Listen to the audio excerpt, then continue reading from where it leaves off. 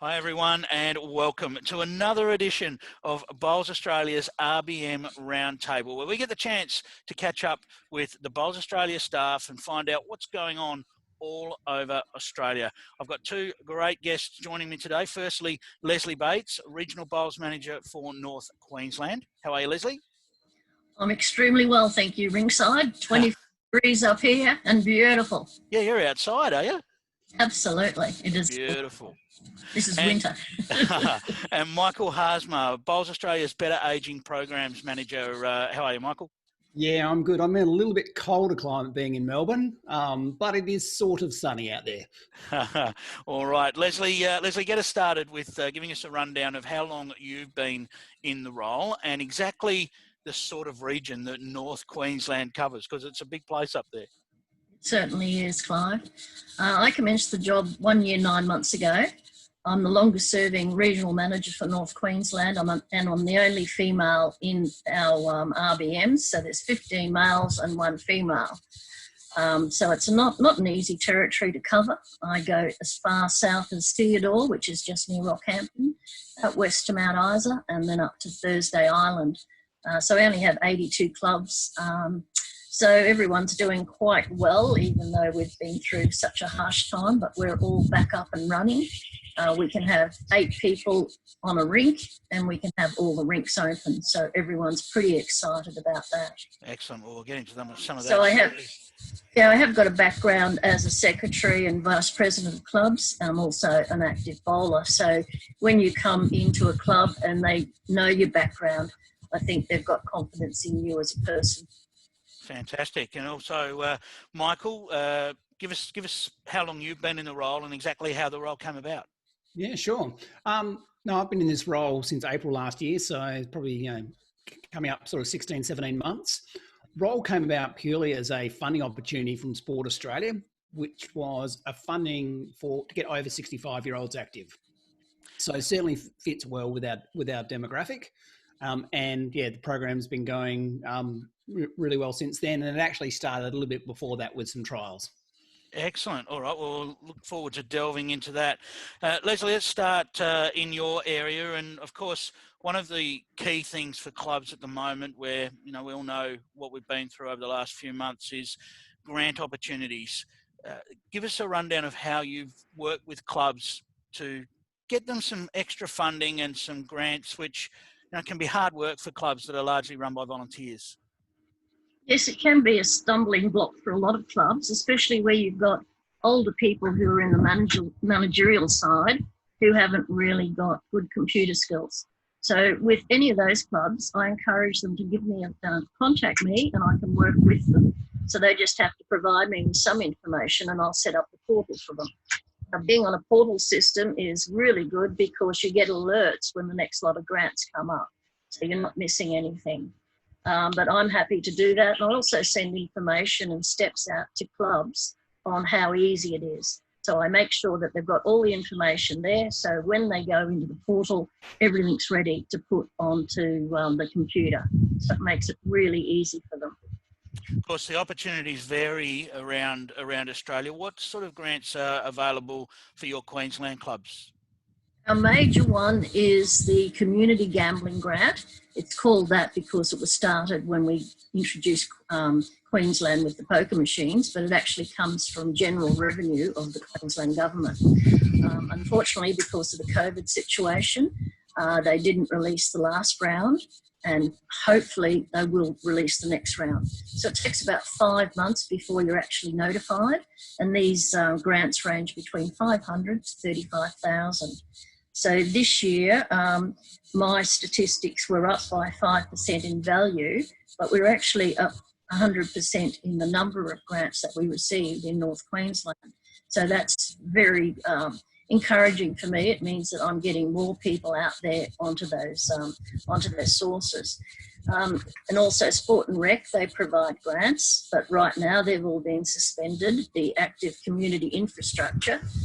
So those ones are quite large grants.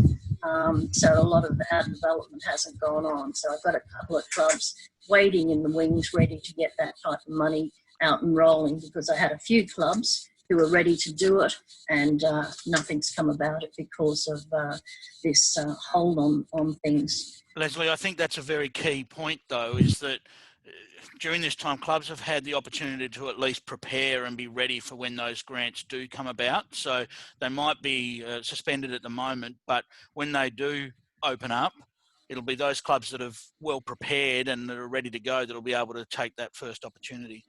That's correct, Clive. And in my role, one of the important parts is actually going around and being out there for the people in sport and rec, so they know me. So you've got places like Cairns, where they've probably got about 5 different people who look after the sport and rec programs.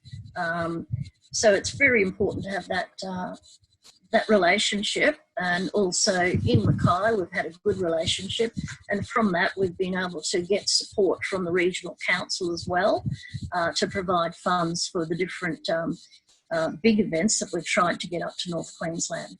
So last year we had the Multi-Disability Nationals and also the Multi-Disability State Championships, which was fabulous.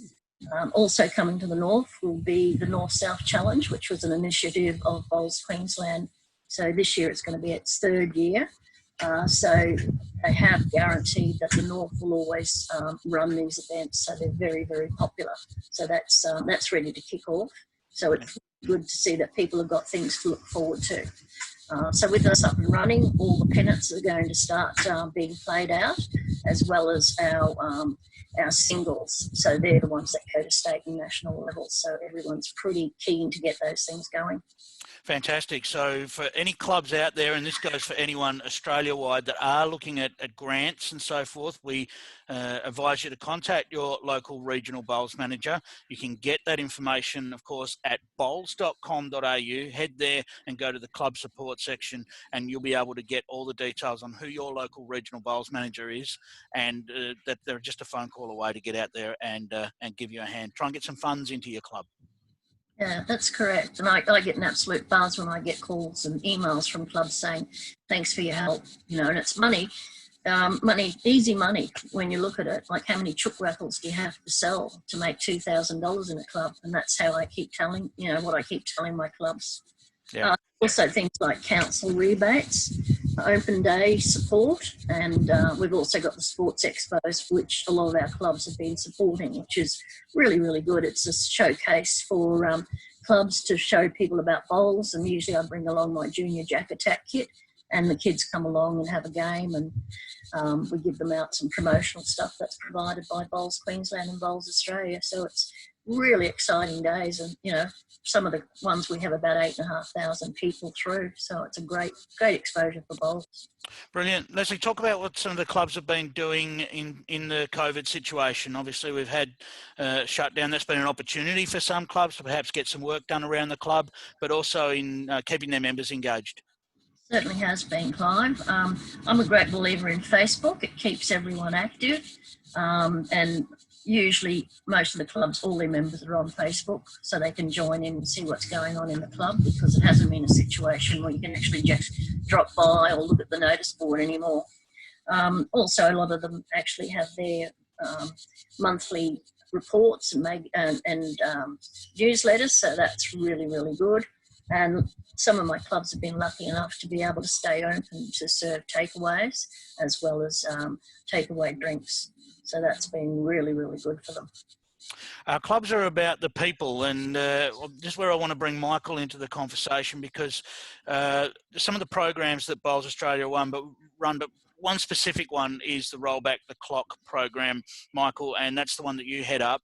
Give us a rundown of what that program's about and how clubs can use it to engage their community.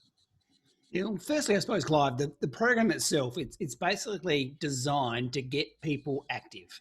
So that's sort of that group of the over 65s, which it's targeted towards, is getting them into regular activity and also involved in sport. So it's not necessarily for bowlers directly, it's for non-bowlers, but it does introduce the sport of bowls to those people. We also have some bowlers come along as well, and what we find is they also are able to benefit from the program. Now, it sort of happens in 2 parts. Generally, a first-off program runs over 4 weeks for an hour twice a week. And in that hour, what we do is we spend 30 minutes on physical activity, and it's very gentle exercise, and it's targeted very much towards the people that are in the room at the time. And then 30 minutes of wellness education. And we find by having that sort of two-pronged approach, we're sort of hitting a lot of goals in terms of, educating and getting people in that age group active. Yeah, and it's not just the active side, is it? It's the social side that develops out of these programs as well, Michael. That's what I've seen with these sorts of programs, is the real social interaction that it encourages. Oh, yeah, totally, Clive. And I think it's probably what I saw. I mean, I've come from outside bowls, and what I've seen is the clubs are a great sort of almost community hub where people can come along to. And often they're located in communities, and some of the community don't even know they're there. And I see this program as an excellent way for clubs to, I suppose, get their value out there in the community and expose people to the clubs. Councils are always on board with these sorts of programs as well, so it's always a good one for developing that relationship between the club and the council. Oh, definitely. And councils have been a great resource for us in terms of getting the word out there for the program and getting those benefits to the clubs. So we've had some programs running all over Australia, and clubs are more and more getting involved, and we're still looking for more, aren't we? Oh, definitely looking for more. Very easy for a club to get involved, and there's lots of benefits for the club to be involved. I suppose first off, the thing to remember from a club point of view is there's not a lot the club has to do. We'll provide the trainer, we'll pay the trainer. We've got a whole lot of resources we use to promote the program. We do obviously get the club involved in that promotion, so that's really important part of it. But what I think it does is, so going back to what you were saying about the social aspect, it really does get people out of that sort of out of their homes and into a community. And we always know what a great community the bowls community is. And in terms of that, what we have seen is, people being involved and staying involved once they're sort of part of that program. If they want to get involved, very easy just to email me at rollbacktheclock@bowls.com.au. And there's a whole lot of information I can send out to you and work with you to get a successful program in your area. We're running around about 10 to 12 programs at the moment, starting up in sort of about 6 weeks' time. But we're certainly looking for lots more all around the country. Now, Lesley, there's been a fair bit of success with Roll Back the Clock up in your area. Well, we certainly have. We started with the first program, and we were very lucky to secure a presenter and trainer, Wendy Collins. So she's actually a school teacher as well as a qualified trainer. So she's the type of person who opens people up. Like we've had people through who've had sedentary jobs. Like we've got one truck driver and he's in his 70s and his wife said, "Get out of the house or I'll kill you." He decided to come along.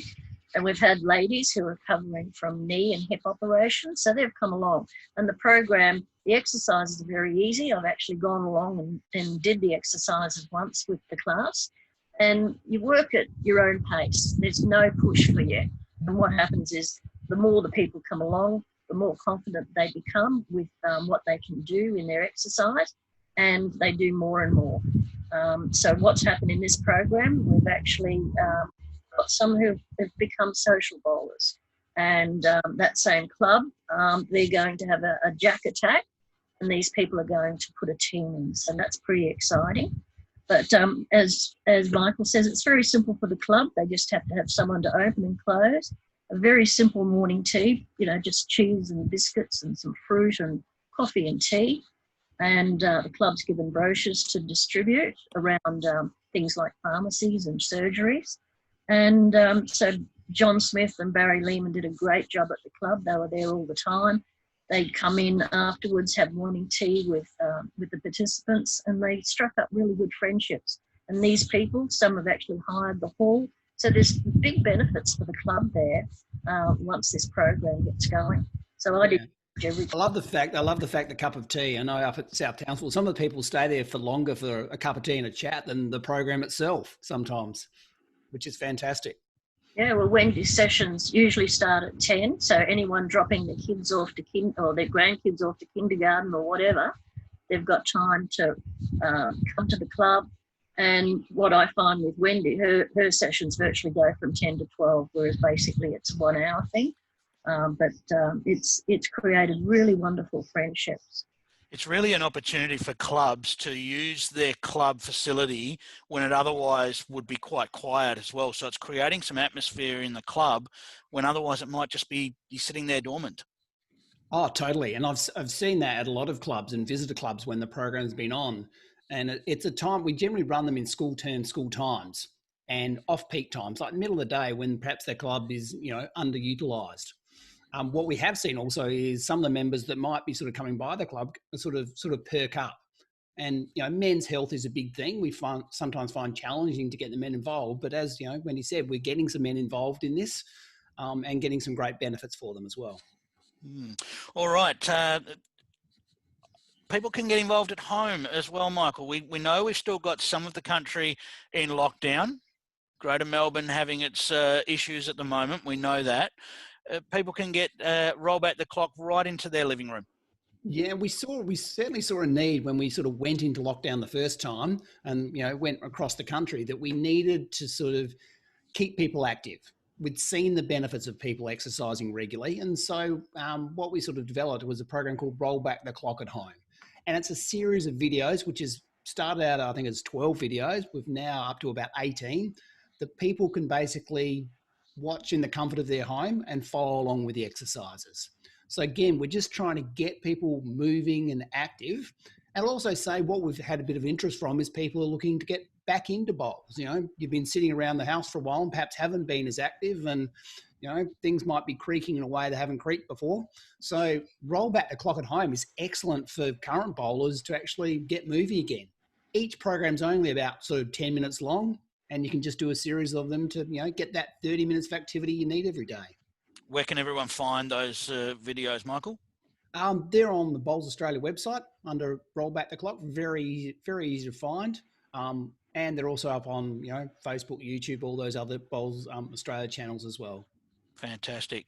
Lesley, Roll Back the Clock's not the only program we've got available for clubs that are starting to look at what they can run to get more people involved in their club. Of course, there's Jack Attack, which has been so successful and very successful up your way at Rockhampton. It certainly has been. They've been running the program for quite some time. And I think they've actually produced figures where it has brought in a benefit of about 26,000 profit club by running these programs. So they've got a lot of the same people coming back with the same teams. So it's absolutely fantastic for the community. And from that, you've got people who were competitive in sport before, they've discovered bowls and they actually become real bowlers where they join the clubs and they start competing in pennants as well as the club championships, which is fabulous to see. Yeah, certainly. I mean, we've got a community at the moment that is looking for things to do to get out and about and engage with people. For too long, we've been cooped up and not being able to do that. So for clubs that are thinking about a Jack Attack program in the coming season, Lesley, the time to start thinking about that is now, isn't it? Because it does take some time to plan these things. Oh, it does, yeah. And now that Queensland's all back running, I encourage all our Queensland clubs to start making inquiries about it. Your regional manager's got all the details on it, and we can you're provided with kits, shirts for the people who are organising it, scorecards. So there's so much there in the kit. As I say, the social benefits, you get extra money over the bar. People have a sausage sizzle, so it's usually a small donation to the club. But people actually get drawn into the club, people who've never been there before. I had the opportunity to go to Silkwood for their initial one a couple of months ago, and that was absolutely brilliant because along came people that they'd never ever seen before, and they also got the council people involved. They put in a team as well. And it's also good if you can get sponsorship, so some of the local companies will sponsor prizes and things. It's been a bit slow now because everyone's watching their dollars, but I'm quite sure once everyone starts getting profitable again, that sponsorship will be available out there. Yeah, very interesting. It shows you how you can bring so many different facets of the club together into one or two different programs, whether it be Roll Back the Clock or Jack Attack. I will say, just as a little hint to clubs out there, just keep an eye out for some exciting information that might well be coming from Bowls Australia regarding Jack Attack and how clubs can get involved. So stay tuned for that one. There might be some interesting information coming out soon. So look, that's been another edition of our RBM Roundtable. Thank you, Lesley. My absolute pleasure. Yeah, and thanks, Michael. Wow, thank you, Clive. Yeah, well, look, we appreciate your time, and look, stay tuned for more episodes of the RBM Roundtable as we get all around Australia and catch up with the Bowls Australia staff.